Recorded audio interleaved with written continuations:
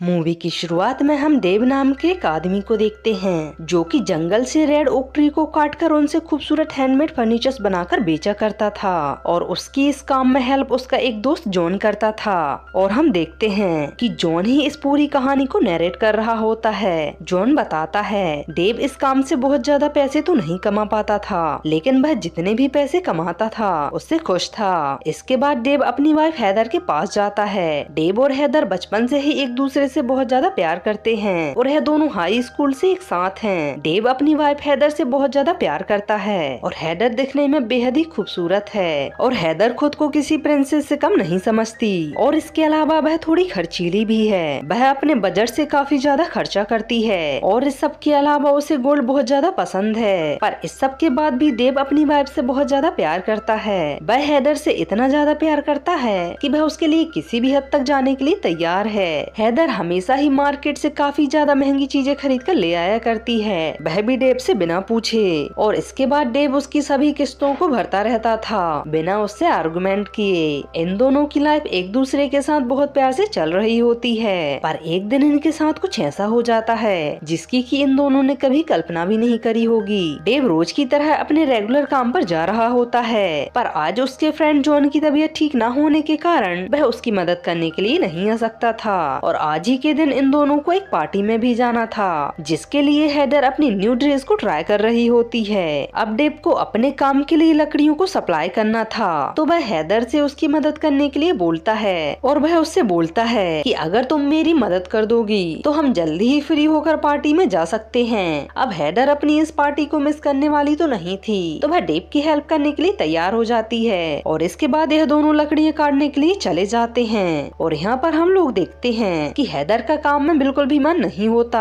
देव देखता है कि हैदर ने रस्सी को टाइट से नहीं पकड़ा होता तो वह उसे रस्सी को टाइट से पकड़ने के लिए कहता है। हैदर रस्सी को टाइट करती है पर तभी एक लकड़ी का छोटा सा टुकड़ा उस पुली में आकर अटक जाता है जिसको यह दोनों ही नोटिस नहीं कर पाते।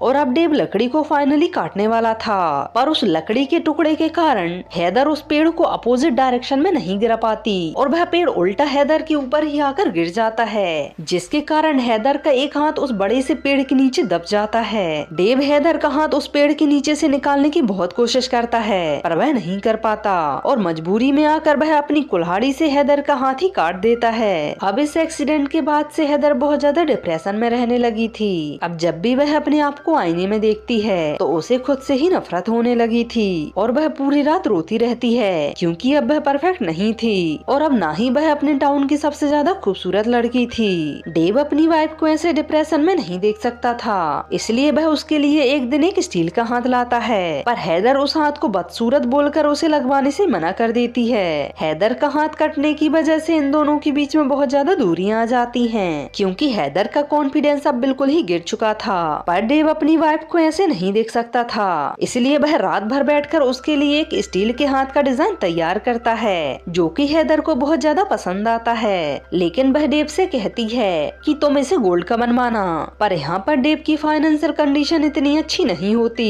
पर हैदर उसे अपने प्यार का वास्ता देती है जिसके बाद हैदर अपना ट्रक बेचकर और थोड़ा लोन लेकर उसके लिए गोल्डन आर्म बनवा लेता है। अब इस गोल्डन आर्म की वजह से हैदर बहुत ज्यादा खुश रहने लगी थी और क्योंकि वह हमेशा से ही एक प्रिंसेस की तरह रहना चाहती थी और इस गोल्डन आर्म की वजह से ऐसा पॉसिबल हो पाया था और अब पहले की तरह इन दोनों के बीच में सब कुछ नॉर्मल हो जाता है। लेकिन कुछ ही टाइम बाद हैदर की तबीयत खराब होने लग जाती है और डॉक्टर इन लोगों को बताता है कि इस गोल्डन आर्म की वजह से हैदर को पर्मोनरी गोल्ड डिजीज हो गया है और जब तक ये गोल्ड उसकी स्किन से अटैच रहेगा तब तक उसकी स्किन इस गोल्ड को एब्जॉर्ब करती रहेगी। इसलिए डॉक्टर उन लोगों से उस हाथ को निकलवाने के लिए कहता है पर हैदर इसके लिए साफ साफ मना कर देती है और डेब भी हैदर की खुशी के लिए उसी का साथ देता है। लेकिन धीरे धीरे हैदर की और भी ज्यादा तबीयत खराब होने लग जाती है और उसे हॉस्पिटल में एडमिट करवाना पड़ता है जहाँ पर वह देव से प्रॉमिस लेती है कि मुझे मरने के बाद मेरे गोल्डन आर्म के साथ ही दफना देना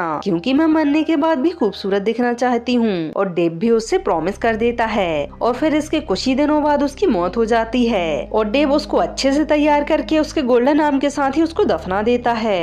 अब हैदर की मौत के बाद देव पूरी तरह से टूट जाता है और कुछ टाइम बाद अमेरिका में मंदी का दौर आता है जिसके कारण देव का लकड़ी का काम भी रुक जाता है और अब उसके लोन का अमाउंट भी बढ़ते जा रहा था। डेव इस सब के कारण काफी ज्यादा परेशान रहता है और तभी एक रात उसे याद आता है कि अगर वह हेदर के उस गोल्डन आर्म को बेच दे तो वह अपना सारा लोन पे कर सकता है। इसलिए अब वह उस गोल्डन आर्म को लेने का डिसाइड करता है और अब वो रात में हेदर की कब्र के पास जाकर उसको खोदने लगता है। यहाँ पर हेदर की सड़ी हुई बॉडी को देखकर डेव डर जाता है। वह उस गोल्डन आर्म को निकालने की कोशिश करता है पर वह उस गोल्डन आर्म को नहीं निकाल पाता और फिर वह हेदर का हाथ काटने के लिए अपनी कुल्हाड़ी उठाता है पर तभी हेदर की आंखें खुल जाती हैं, जिसके बाद वह डरते हुए उसकी आंखें बंद कर देता है और फिर अपनी कुल्हाड़ी से हेदर का हाथ काटकर उस गोल्डन आर्म को निकाल लेता है। और तभी उसकी नजर हेदर पर पड़ती है जो कि उसे गुस्से से देख रही होती है, जिसे देखकर डेव डरकर वहाँ से भागने लगता है। डेव जब अपने घर पहुँचता है तो उसे वहाँ भी बहुत अजीबोगरीब आवाजें सुनाई देने लगी थीं। वह अपने घर से बाहर जाकर देखता है तो उसे वहाँ पर कोई भी नहीं दिखाई देता पर तभी वह आवाजें और भी तेज होने लग जाती हैं, जिसके कारण डेव घर के अंदर जाकर छिप जाता है। पर तभी अचानक से हेदर का फोटो नीचे गिर जाता है। डेव जब उस फोटो को उठाता है तो वह फोटो अपने आप ही चेंज हो जाती है, जिसके बाद डेव उस गोल्डन आर्म को लेकर अपने रूम की तरफ भागता है। पर तभी वह देखता है कि दरवाजा अपने आप ही खुल गया है और वहाँ पर उसे हेदर की बड़ी सी परछाई दिखाई देती है। अब डेव जल्दी ही अपने रूम में जाकर उसे लॉक करके बैठ जाता है और यहाँ हम हेदर को देखते हैं जो कि कुल्हाड़ी लेकर हेदर की रूम की तरफ बढ़ रही होती है। डेव हेदर की आवाज सुनकर बहुत ज्यादा डर जाता है और चादर ओढ़कर अपने बेड पर बैठ जाता है। पर तभी हेदर उसके रूम में आ जाती है और वह बहुत ही डरावनी आवाज में उससे कहती है कि मेरा गोल्डन आर्म कहाँ है, तुमने मुझसे प्रॉमिस किया था। My golden arm, you promised.